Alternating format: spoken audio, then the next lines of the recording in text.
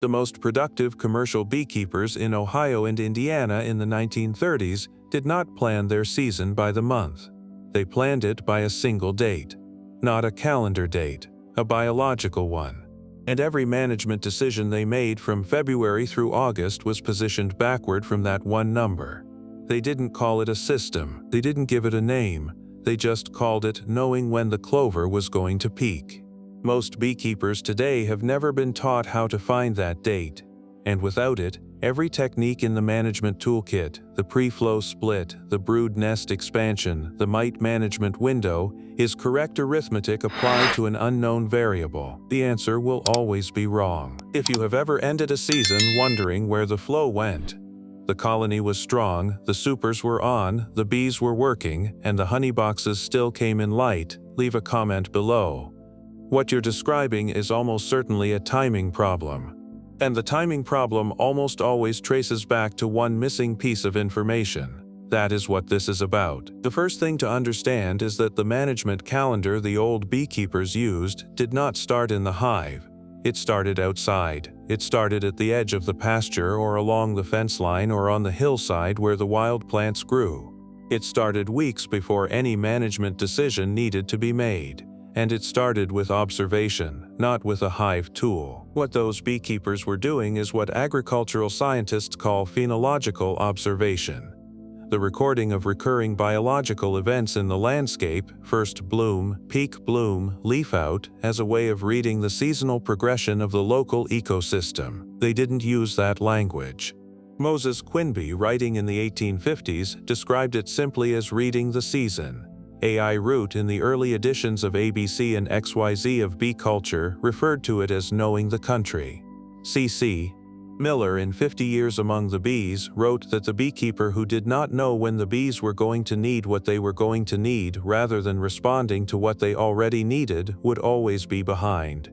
These were not abstract principles. They were descriptions of a specific practice. And the practice was landscape observation as management intelligence. Here is the sequence those beekeepers learned to read. And it is worth slowing down for because this is the part that disappeared most completely from modern beekeeping literature.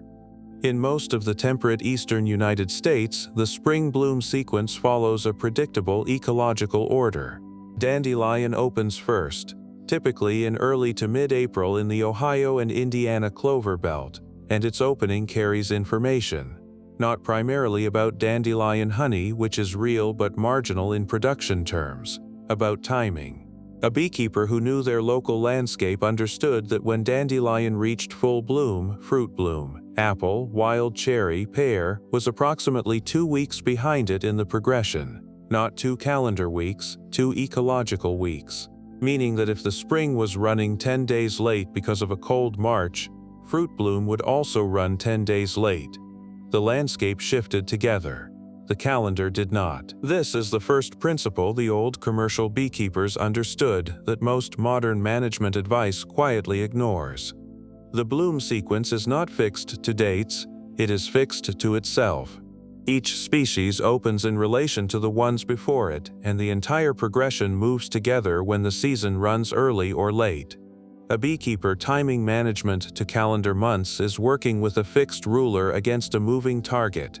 A beekeeper timing management to the bloom sequence is working with a ruler that moves with the target. The error corrects itself before the beekeeper makes a single decision. After fruit bloom, the sequence continued. Black locust opened next in most of the Ohio and Indiana range 2 to 3 weeks after fruit bloom peak, usually in the first half of May. And after black locust, white clover. In the Ohio and Indiana clover belt, white clover reached its primary flow peak in the 3rd and 4th week of June in most years. That was the number, the date that organized everything else. Not because white clover was the only nectar source, but because it was the primary one, the flow heavy enough and consistent enough to produce extractable surplus, the event around which the colony's entire productive capacity needed to be aligned. Black locust in bloom told the beekeeper the clover was 4 to 5 weeks out. Fruit bloom told them it was 7 to 8 weeks out. Dandelion told them it was 9 to 10 weeks out. Each stage of the spring progression was a data point in a countdown that ended on the date the primary flow peaked. The beekeeper who read that sequence did not need a published schedule. They had a living calendar, updated annually by the landscape itself, more accurate than any printed bulletin, because it accounted automatically for the variation between seasons that printed schedules cannot anticipate. And they built everything backward from it. But here is where the gap in modern beekeeping knowledge becomes specific and consequential. Every management principle documented on this channel, the 1923 brood nest expansion, the 1895 pre-flow split, the brood break timing for Varroa, specifies a window relative to the primary nectar flow. 6 weeks before the flow, 5 weeks before the flow, 8 weeks before the flow. The math is precise, but without the date to anchor that math to, precision becomes meaningless. You are multiplying a correct number by an unknown quantity and expecting a useful result. The technique is right. The timing is a guess, and in colony management, a well-executed technique at the wrong biological moment produces outcomes indistinguishable from no technique at all. This is the problem beneath the individual methods. The single missing piece that none of them can supply for themselves, and it is the piece the old Ohio and Indiana commercial beekeepers had already solved before any of those techniques were formally documented. They solved it by reading the landscape before they read the frames. If this kind of observation-first approach to management timing is useful to you, subscribing keeps this content coming. There is more of this precision ahead. Now, regional variation. This is where the failure of published national management schedules becomes most visible, and where the phenological approach reveals its most durable strength. The management calendar from an Ohio State Extension bulletin in the 1930s was calibrated to white clover in the Ohio and Indiana range. It was accurate for those beekeepers in that geography. It was not accurate for a beekeeper in eastern Tennessee where tulip poplar is the primary nectar source and its flow peaks in late April to early May, 5 to 6 weeks earlier than Ohio clover. It was not accurate for a beekeeper in central Minnesota where basswood is the primary flow and peaks in July. And it was not accurate for a beekeeper in coastal New England, where no single dominant flow exists and the honey crop is assembled across a fragmented sequence of modest sources. A pre-flow split timed to the Ohio clover calendar, initiated in the first week of May, lands 6 weeks before white clover peak in Ohio. It also lands 2 weeks before tulip poplar peak in Tennessee. That is not a pre-flow split in Tennessee, that is a mid-flow disruption. The colony was reorganizing its demographic structure while nectar was incoming. The parent colony's forager force was reduced at the peak of the primary flow rather than restored and redirected toward it. The split happened at precisely the wrong biological moment, not because the technique was wrong, but because the date was borrowed from the wrong region and applied without adjustment to a different landscape. This error was not invented by any individual beekeeper. It was systematized and distributed at scale by the commercial expansion of the post-war beekeeping industry. Package bees arriving from Georgia in March came with management advice calibrated to Georgia's phenological calendar. The same packages sold to Minnesota beekeepers arrived with the same calendar. A split date that made biological sense in one location became biological disruption in another, with no adjustment for what the landscape on the receiving end actually did. The beekeepers who followed the advice and got poor results attributed it to their own errors or to weather or to weak genetics. They were not wrong to notice the failure. They were wrong about its source. The source was the advice, not the execution. The old commercial beekeepers of Ohio and Indiana did not make this error because they never consulted a national schedule as though it applied to them. Their calendar was local. It was built from the fence lines and hillsides and creek bottoms of the specific landscape their bees foraged. It was corrected automatically every year by the bloom sequence itself. When the spring ran late, the dandelion ran late, the black locust ran late, the clover ran late, and the management calendar shifted accordingly without any deliberate recalculation. The landscape carried the correction. The beekeeper simply followed it. That is not a marginal advantage. That is the difference between a management system that self-corrects with the season and one that fails at the same point every unusual year, without the beekeeper understanding why the result differs from the calendar's promise. Here is the counting backward method as the Ohio and Indiana commercial beekeepers applied it. Let the primary flow peak date be the fixed point. Call it day 0. From day 0, count backward. At 6 weeks before day 0, 42 days out, the pre-flow split must be initiated for its demographic reset to complete before the flow peaks.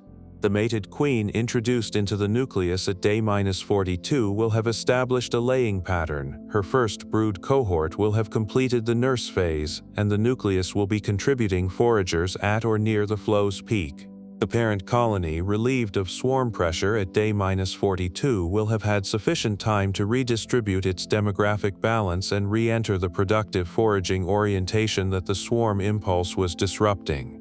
At 5 to 6 weeks before day 0, the brood nest expansion, the architectural correction of a queen being compressed by incoming nectar and pollen, must be performed to give the resulting brood cohort time to complete development and transition through the nurse phase before the flow window closes. At 3 to 4 weeks before day 0, supering decisions should be complete.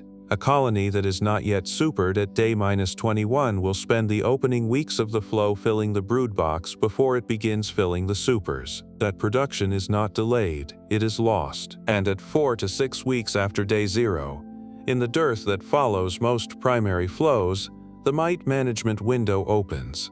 The colony's forager force is mature and declining. Drone production is dropping. Brood volume is contracting, and the demographic conditions for a brood break or a targeted treatment assessment are most favorable. The midsummer dearth is not dead time. It is the scheduled consequence of the primary flow, and it is the window where Varroa management logic belongs. Place it on the calendar, and it lands in the wrong place in unusual seasons. Place it 6 weeks after day 0 and it lands in the right biological position regardless of what month it falls in. Every one of those windows is positioned from a single fixed point. Without that point, none of them can be accurately placed. Without the date, the 6-week rule is just math with no number to start from. This is the knowledge the post-war commercial expansion displaced. Not deliberately.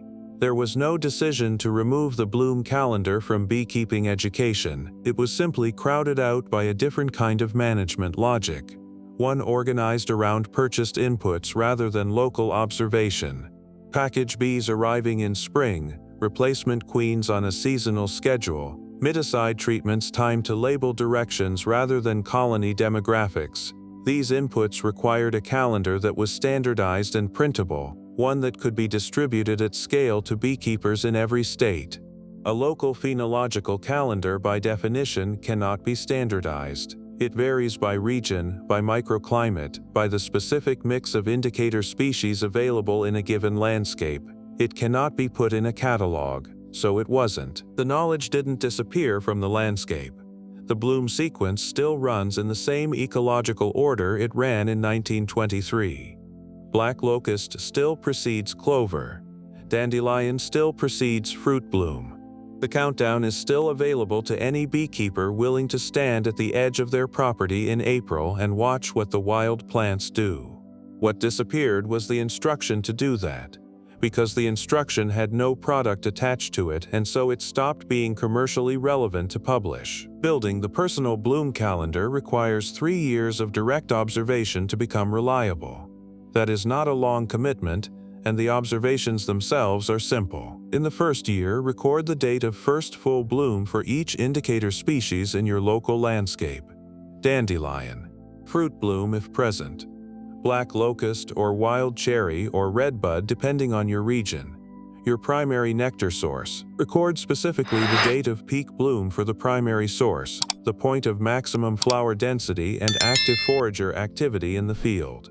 That is day 0 for year 1. In the second year, repeat the observation and record whether the peak date shifted from year 1 and by how much. In the third year, a pattern emerges.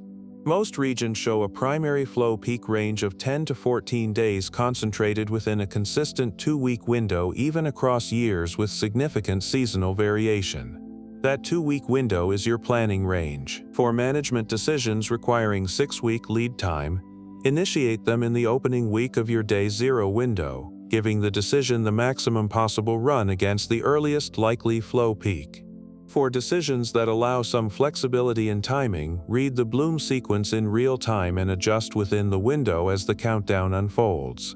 The sequence itself tells you whether you are on pace or running early or late. USDA Phenological survey data from the early 20th century exists for most regions of the country and can serve as a historical cross-reference for personal observations.